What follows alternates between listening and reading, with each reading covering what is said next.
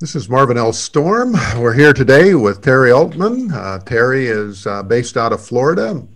Terry, I was wondering if you could take a few minutes and just share a little bit about your business, your background, how you got into the business, and I'll ask you some questions here so we can kind of peel back the layers of the onion here and find out a little bit more about you and what you do. So why don't you, first of all, just sort of talk about where you're located and kind of how long you've been in the business. Thank you, Marvin. I'm located in the Central Florida area, but I pretty much can cover, anywhere, the state of Florida and outside of the state of Florida. And I've been doing this business. I've been in this business for 10 plus years, and all right. Well, tell us a little bit about your pre-M&A career and kind of what got you into this line of work. Well, I started out as an electrical engineer. I ended up selling medical equipment for GE Medical Systems and did that for about 15 to 17 years. So you were a salesman and an engineer both. Well, that's an unusual combination. Actually, I ended up in the medical equipment business selling. In the engineering background, I'm biased, obviously, but it prepares you for anything. You're a problem solver and a planner and et cetera, et cetera. So it worked out really well. I got to a point, like most people, that I really thought in terms of owning my own business. I ended up buying a manufacturing business, and I kept that for 6 years before I sold it.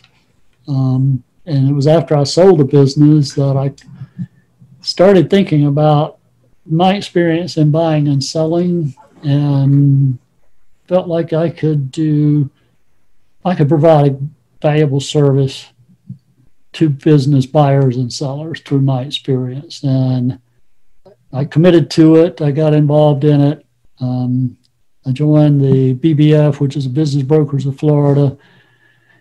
Then I joined the International Business Brokers Association. I earned their certified business intermediary credential. I joined the M&A Source, which is basically, the IBBA on steroids, where they're doing $100 million business transactions, et cetera. Mm-hmm. And I qualified for their merger and acquisition master intermediary credential. And the third step for me, I think that was really beneficial, was I also got a certified mergers and acquisition professional credential through the, let's see, I forget, I'm drawing a blank here now. But anyway, that qualifies me up to 50 to 100 million in size businesses. I really focus on the 5 to 10 million dollar range.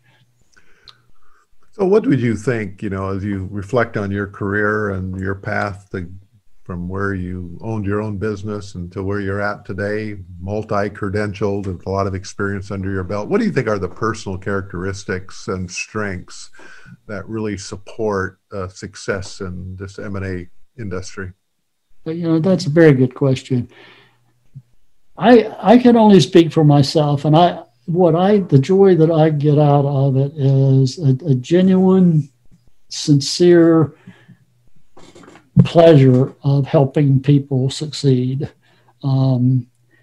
That's just my personality, and this is a business. This is a profession that is desperately needed. Businesses are usually the lifeblood of the business owner. It is the result of a lot of hard work, blood, sweat, and tears. And there's just no way to prepare for selling a business on your own. It's a lot. It's taken me 10 years of learning and taking all of these classes, et cetera, to get to the point where I really feel 100% confident that I'm prepared for any situation. It's a lot of work.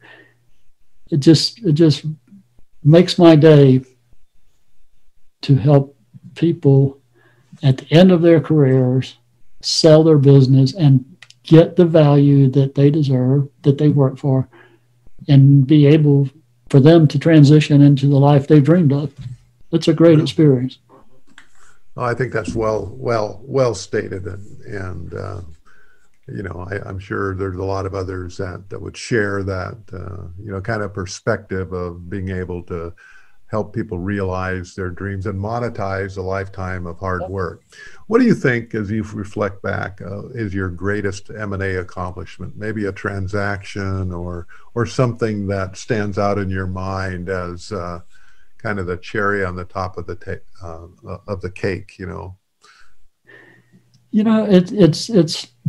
It's hard to think of one, but I think that it's helping a business owner go through the process fairly.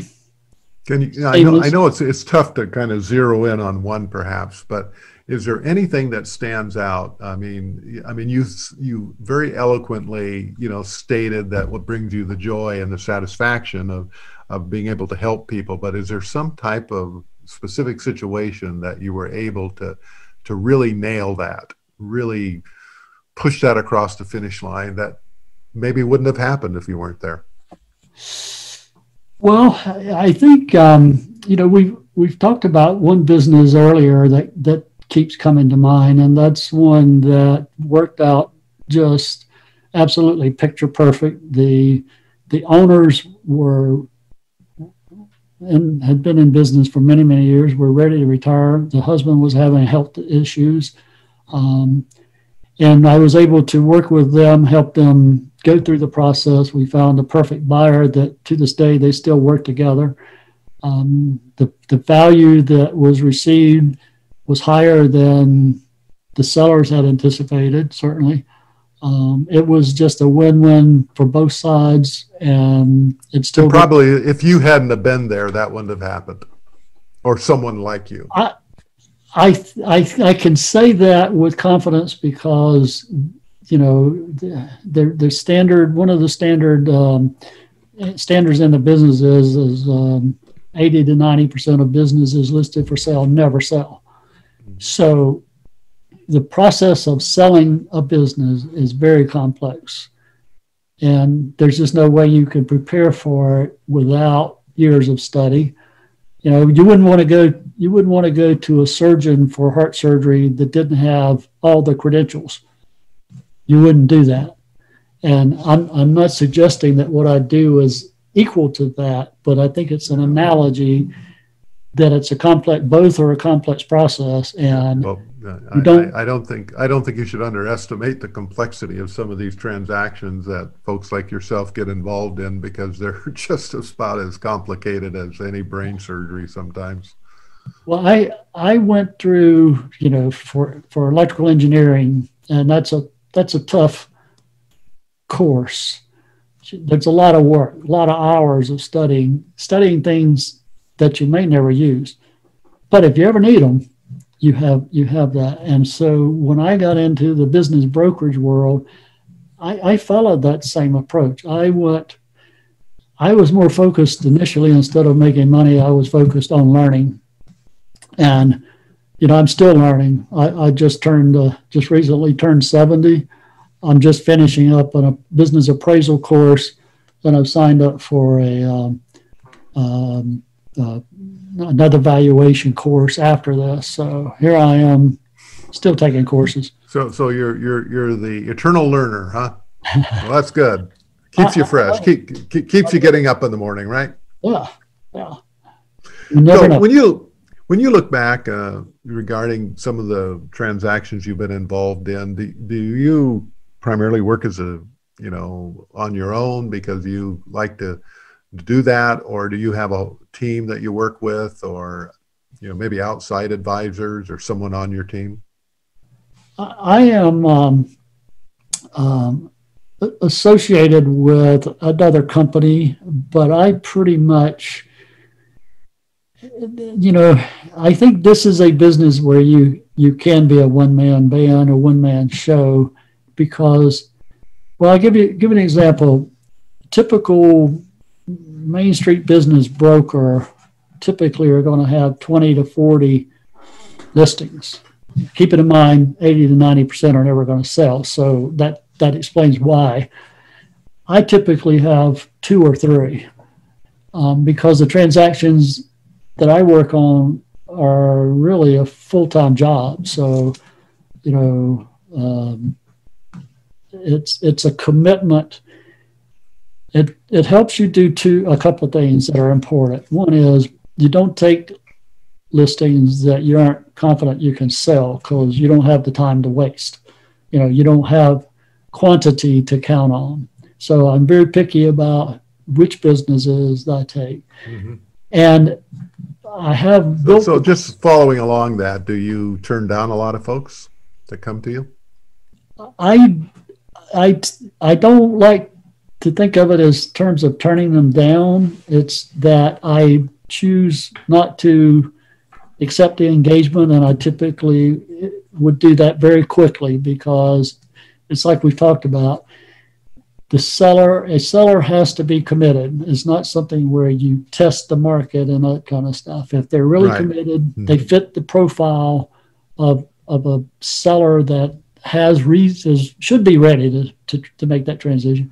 And to some degree, they've prepared to do that, then absolutely I'm 100% with them. Do you just do your M&A, transactional work, or you provide other services like fee for service, like on valuations or consulting and things of that nature? I've done all of the above. I've done some consulting that I charged a fee for. I've done a lot of consulting that I didn't charge for. It just depends on the circumstances. I do valuations. Typically, I don't charge for the valuation, but I don't do the valuation just for what ifs. I do it as a part of the deal. Mm-hmm. The next credential that I'd say 95% there is an appraiser, certified business appraiser. That is a different ball game than valuation. So for those, I would charge just because the time commitment that it takes to do it. But I've worked with some companies a year or more, helping them prepare for the transition to selling. And when you look back on your career here, what would be the biggest mistake you made on working on a specific transaction? Something that was a big learning experience for you that you probably won't repeat again, but something that you really did make a mistake. The mistakes, the things that come to mind when I heard you the question was back when I first started out. I took engagements that I knew that that I did not, in my gut, I didn't think were basically the sellers weren't. The information I was given wasn't accurate, wasn't true. But in the beginning, it was kind of hard to challenge people that were not being honest and straightforward. But it didn't take long before I learned the lesson, and I think that's the thing that comes to mind. Okay, that's fair. That's good insight. Kind of what are the 3 most important things you can think of? If you had to list off 1, 2, maybe 3 things that you would think an M&A advisor would need to be successful. Determination, commitment, and absolute, total, and complete honesty. Mm-hmm. Well, I don't think you can become, I think that those are spot on qualities and characteristics.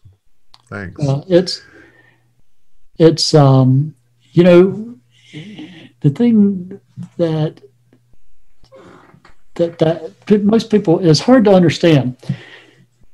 But a business is a moving target. A business, any business, has a value, within a very narrow range. It has a value today. But that value is subject to change tomorrow and the next day and the next day. Mm-hmm. So one of the things that appeals about this business that appeals to me, keeping in mind my background's in engineering, I'm very process oriented. And this is absolutely a well-defined process. Mm-hmm. The challenge is learning that process with a great degree of accuracy. It saves a lot of headache, saves a lot of time, saves a lot of disappointment. And I think that from my perspective, working with sellers, what they need is honesty, straightforward, upfront. As long as there has to be the accuracy in that honesty. In other words, you need to understand with a great degree of clarity what that process is, so that when you first get involved and you learn about the business, without doubt what that business process will be to get to the end game of selling it. What are some of the most, do you have a kind of a deal that you've worked on recently or maybe working on right now that's kind of interesting? With COVID, things have slowed down considerably. And I have, particularly for the last, 6 months or so now, I have basically been on the sidelines. I don't think now's the time to get in, and I don't think now's the time, from my perspective, to be selling a business unless there's extenuating circumstances. Okay, well, that's fair. That we live in a different world today. How long have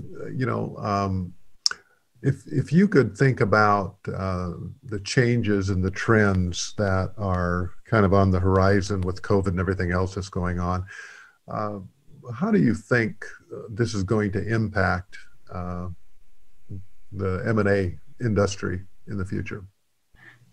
Well, it's interesting. We're at a time in history where, the baby boomers, my generation, our generation, I mean, we're all at that age now, and there's a very, very large quantity of businesses that are going to be coming on the market at a much greater rate over the next, I don't know how many years, 10 years, 20 years, 30 years.